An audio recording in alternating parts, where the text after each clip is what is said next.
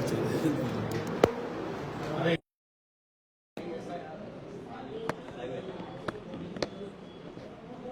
Role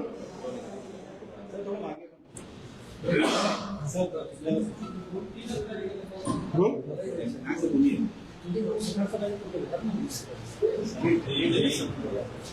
role का sir केंद्रीय प्रश्न विचार. सरकार साहेब, सध्या आपण बघायला गेलं तर तुमच्या पक्षामार्फत नागपूरमध्ये प्रदेश युवक मार्फत हे आंदोलन होत आहे. शिवराज मोरे पक्षाचे नेतृत्व करत आहेत. गडकरी वाड्याला घेराव करणार आहेत E20च्या संदर्भात. E20 हा निर्णय जो आहे हा 2030ला लागू होणं अपेक्षित होतं. मात्र काही स्वतःच्या हितसंबंधी सरकारमधील लोकांना लाभ देण्याकरता त्याची घाई गडबडीमध्ये हा निर्णय कुठेतरी घेण्यात आला आणि इथेनॉलच्या ऐवजी थेट पेट्रोल डिझेलमध्ये पाणी मिसळलं गेलं, अशा प्रकारच्या मोठ्या तक्रारी या समोर येत आहेत.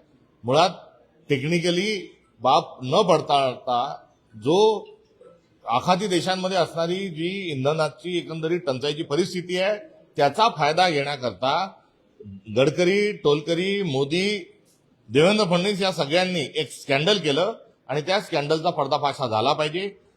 गडकरी यांनी राजीनामा कुठल्याही परिस्थितीत दिला पाहिजे. त्यांच्यामुळे अनेक वाहनं जी आहेत ती खराब झालेली आहे. कारण इथेनॉलची वकिली करणारा व्यक्ती दुसरा तिसरा कोणी नसून नितीन गडकरी होते आपल्या सगळ्यांच्या समोर आहे. याच्यातले दलाल कोण आहे हे आज बोलणं थोडं घाईचं होईल, मात्र लवकरच याचे दलाल कोण आहे त्याचा देखील पडदा आम्ही फाश केल्याशिवाय राहणार नाही. आणि एवढ्या वाहनधारकांना नाहक त्रास झाला, नवे तर पेट्रोलच्या किमतीत पाणी विकलं, ही एवढी मोठी फसवणूक झाल्याबद्दल नरेंद्र मोदींनी देशवासियांची माफी मागितली पाहिजे.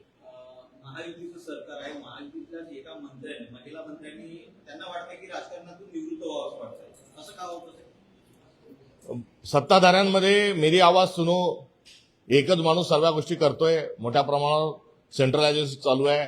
स्त्री दाक्षिण्याचा भाग हा त्या ठिकाणी फार मोठ्या संकटात आलाय. त्यामुळे यातून वैफल्य किंवा भारतीय जनता पक्षाचं जे खरं रूप आहे ते बघितल्यामुळे अशा प्रकारचा फ्रस्ट्रेशन त्यांच्यात आलं असावं. देवेंद्र फडणवीस दिल्लीत जाणार असं म्हटलं जातं. देवेंद्र फडणवीस हे दिल्लीला जाण्याचे कारस्थान ही केलं जात आहे. किंबहुना त्यांना देखील लवकरात लवकर दिल्लीला जावं असं वाटतंय.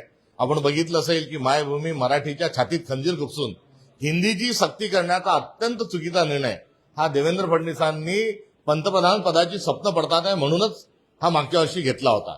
आणि यात बरीच भर आता आपल्या महाराष्ट्रामध्ये जे ट्रिपल इंजिन सरकारमधली जी टोळी युद्ध आहे ते आता शिकेवर पोहोचलेलं आहे. त्यामुळे त्यांची इथून विकेट काढण्याकरता भारतीय जनता पक्षामध्ये अंतर्गत कुठे ना कुठे धुसफूस ही मोठ्या प्रमाणात सुरू आहे. महाराष्ट्राचे खरे मुख्यमंत्री अमित शहा आहेत. कोणाला कोणतं खातं द्यायचं, कोणता पक्ष फोडायचा, कोणाला काय करायचं याचे सर्व निर्णय अमित शहा घेतात. देवेंद्र फडणवीस इतर शॅडो मुख्यमंत्री कुठेतरी आहेत. आणि या सगळ्यातून आता शिक्षण मंत्री कोण हा भारतीय जनता पक्षाने शोध सुरू केलेला आहे. त्यामुळे त्यांना असा शिक्षण मंत्री पाहिजे की ज्या शिक्षण मंत्र्याचा वैज्ञानिक दृष्टिकोनावर विश्वास नाही, ज्याचा विवेकावर विश्वास नाही, ज्याच्यावर अंधश्रद्धेचा ज्याच्यावर फार मोठा प्रभाव आहे. आणि एवढंच नव्हे तर भारतातल्या सर्वांनाच, बहुजनांना आणि सर्वांनाच मानसिक गुलामगिरीमध्ये नेण्याचा अजेंडा जो राष्ट्रीय स्वयंसेवक संघाचा आहे तो पुढे घेऊन जाणारा माणूस कोण, तर ते देवेंद्र फडणवीस आहे. थेट रेशीमबागचा पहिलवान हा शिक्षण मंत्री बनवणे म्हणजे काय, तर भारतीय दंडसंहितेतले कलम जे आहेत ते काढणे, भारतीय संविधानातले कलम काढणे, मनुस्मृतीतले श्लोक त्याच्यामध्ये टाकणे आणि जो चतुर्वर्णावर आधारित व्यवस्था ही देशामध्ये आणणे, अशा प्रकारे एक नेरेटिव्ह तयार करण्याकरता केसानी गळा कापल्याचं कौशल्य हे देवेंद्रजींजवळ आहे. त्यामुळे प्राधान्याने त्यांचाच विचार या खात्याकरता होऊ शकतो असं म्हटल्यास चुकीचं होणार नाही.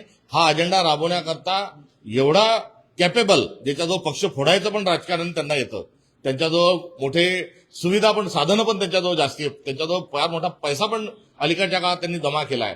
अशा ताकदीनिशी संविधान बदलायला निघा आणि शिक्षण व्यवस्था बदलण्याकरता सुयोग्य व्यक्ती देवेंद्र फडणवीस आहे. त्यामुळे ते केंद्राच्या राजकारणात जाऊ शकतात.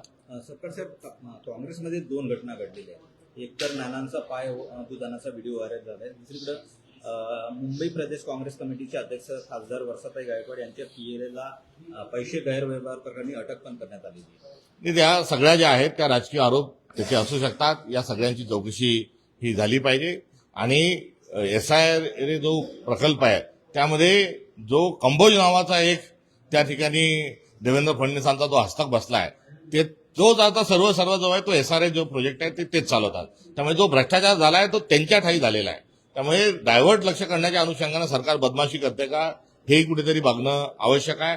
राहिला काही व्हिडिओज व्हायरल झाल्याच्या अनुषंगाने तर त्या व्हिडिओमधल्या व्यक्ती आणि एकंदरीत जी घटना आहे त्याची माहिती घेऊन त्याबद्दल बोलणं उचित ठरेल.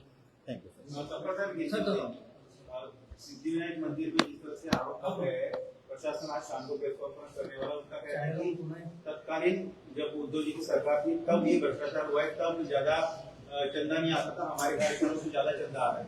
तो कम चंदा ज्यादा चंदा इसके साथ कोई बुद्धिभेद करने की आवश्यकता नहीं. उसमें जांच हो जाए, जांच के बाद जो चीजें सामने आई उस पर जरूर टिप्पणी देना उचित रहेगा.